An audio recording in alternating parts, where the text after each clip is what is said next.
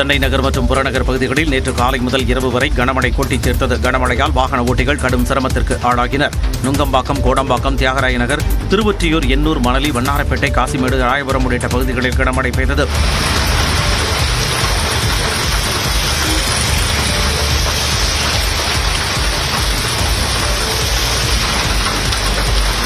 அதேபோல் போரூர், பூந்தமல்லி, குன்றத்தூர், வடசரவாக்கம் உள்ளிட்ட இடங்களிலும் மழை கொட்டியதால் வாகன ஓட்டிகள் அவதிக்குள்ளாகினர்.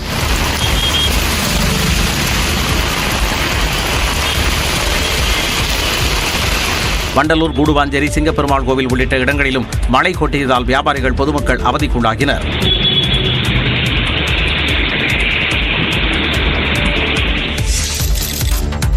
வங்கக்கடலில் நிலவும் ஆழ்ந்த காற்றழுத்த தாழ்வு பகுதி காரணமாக தமிழகத்தின் பல்வேறு மாவட்டங்களில் கனமழை பெய்தது.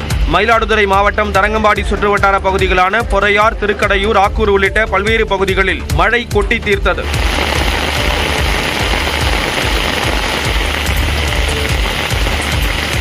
அதேபோல் ஈரோடு மாவட்டம் சத்தியமங்கலம், திம்பம் மலைப்பாதை, அரியப்பம்பாளையம், ஏலூர், சிவியார் பாளையம் உள்ளிட்ட பகுதிகளில் 1 மணி நேரத்திற்கு மேலாக கனமழை கொட்டியதால் குளிர்ச்சியான சூழல் நிலவியது.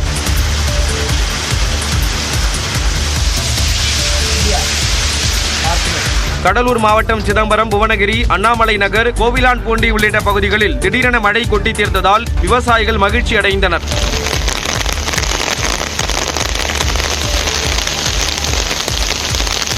விருதுநகர் மாவட்டம் ஸ்ரீவில்லிபுத்தூரில் 1 மணி நேரத்திற்கு மேலாக பெய்த மழையால் மடவார் வளாகம் வைத்தியநாத சாமி கோயிலுக்குள் வெள்ள நீர் புகுந்தது. தேங்கிய மழை நீரில் நின்றபடி பக்தர்கள் சாமி தரிசனம் செய்தனர். காற்றழுத்த தாழ்வு பகுதியால் புதுச்சேரியில் கடல் சீற்றம் காணப்பட்டது.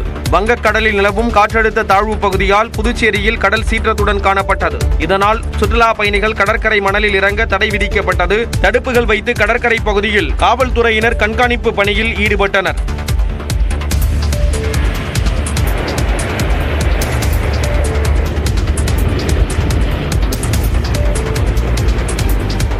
மீனவர்கள் கடலுக்கு செல்ல வேண்டாம் என ஏற்கனவே வானிலை மையம் எச்சரித்த நிலையில் அனைத்து படகுகளும் தேங்காய்திட்டு துறைமுகத்தில் பாதுகாப்பான இடத்தில் நிறுத்தி வைக்கப்பட்டன. ஏற்கனவே கடலுக்கு சென்றவர்களும் கரை திரும்பினர்.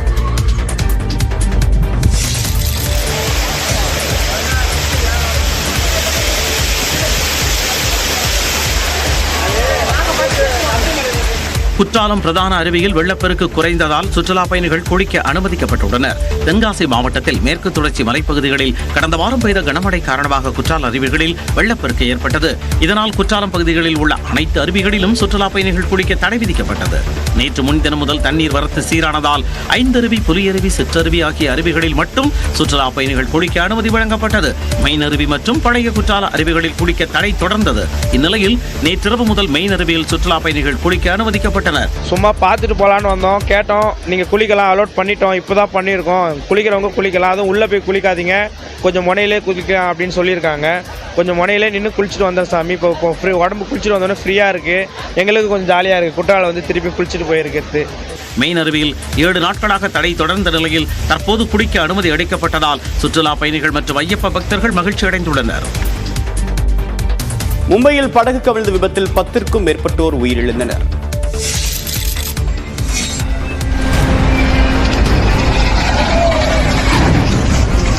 மும்பை கடற்பகுதியில் சொகுசு படகு மீது கடற்படை ரோந்து படகு மோதி விபத்துக்குள்ளான பதை விதைக்க வைக்கும் காட்சிகள்தான் இவை. மும்பை இந்தியா கேட் பகுதியில் இருந்து 110க்கும் மேற்பட்ட சுற்றுலா பயணிகளுடன் சொகுசு படகு ஒன்று நேற்று மாலை 3:30 மணி அளவில் எலிபண்டா தீவு நோக்கி சென்று கொண்டிருந்தது. சுமார் 8 கிலோமீட்டர் தொலைவு பயணித்த இந்நிலையில் சிறிய ரக படகு ஒன்று சொகுசு படகு மீது வேகமாக மோதி விபத்துக்குள்ளானது.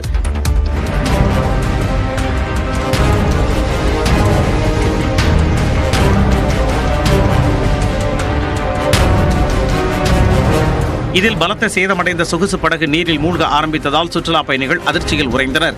தகவல் அறிந்து வந்த கடற்படை, கடலோர காவல்படை, காவல்துறையினர் மற்றும் உள்ளூர் மீனவர்கள் மீட்புப் பணியில் ஈடுபட்டனர். ஹெலிகாப்டர்களும் மீட்புப் பணியில் களமிறக்கப்பட்டன. இதில் 10க்கும் மேற்பட்டோர் சடலமாக மீட்கப்பட்டனர். 101 பேர் பாதுகாப்பாக மீட்கப்பட்டனர். சிலர் படுகாயமடைந்ததால் மருத்துவமனையில் அனுமதிக்கப்பட்டனர். மேலும் காணாமல் போன சிலரை தேடும் பணி முடுக்கிவிடப்பட்டது. சொகுசு படகில் பயணித்த சுற்றுலா பயணிகள் லைஃப் ஜாக்கெட் அணிந்திருந்ததால் பெரும் அசம்பாவிதம் தவிர்க்கப்பட்டது.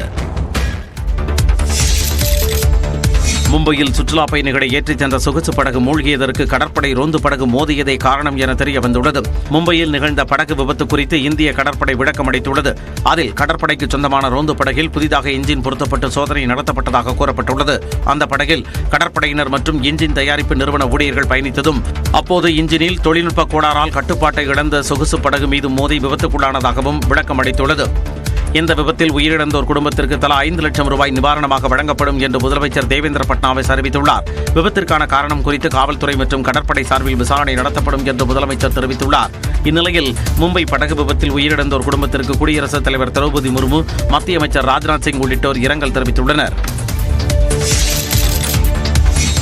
இந்திய அளவில் சிறுபான்மையினருக்கு நிலவும் சூழல் கவலையளிப்பதாக கூறியுள்ள முதலமைச்சர் மு.க.ஸ்டாலின், சிறுபான்மை சமூகத்தினர் அனைவரும் ஒற்றுமையுடன் செயல்பட வேண்டியது காலத்தின் கட்டாயம் என்று கூறினார். திருச்சி ஜமால் முகமது கல்லூரியில் சிறுபான்மையினர் உரிமைகள் நாள் விழா நடைபெற்றது. இதில் அமைச்சர்கள் K.N. நேரு, நாசர், அன்பில் மகேஷ் மற்றும் மாநில சிறுபான்மையினர் நல ஆணைய தலைவர் ஜோ அருண் உள்ளிட்டோர் கலந்து கொண்டனர்.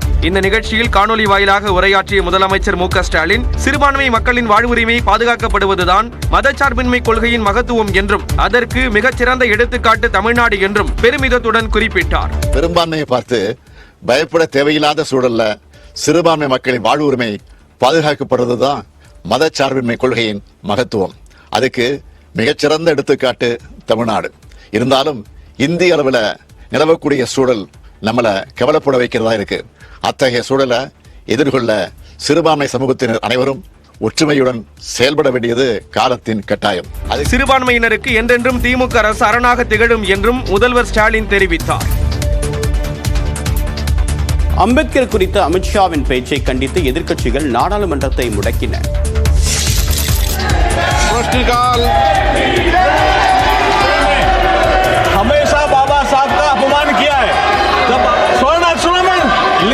அம்பேத்கர் குறித்த பேச்சுக்கு மத்திய அமைச்சர் அமித்ஷா மன்னிப்பு கேட்க வலியுறுத்தி எதிர்க்கட்சிகள் தொடர் அமளியில் ஈடுபட்டதால் நாடாளுமன்றம் நாள் முழுவதும் ஒத்திவைக்கப்பட்டது.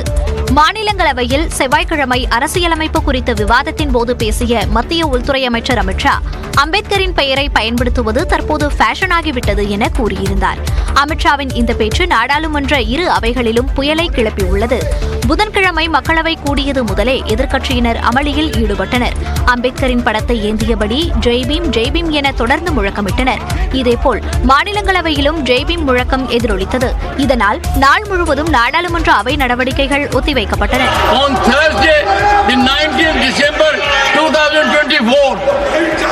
முன்னதாக நாடாளுமன்ற வளாகத்தில் மக்களவை எதிர்க்கட்சித் தலைவர் ராகுல் காந்தி தலைமையில் எதிர்க்கட்சி எம்பிக்கள் போராட்டத்தில் ஈடுபட்டனர்.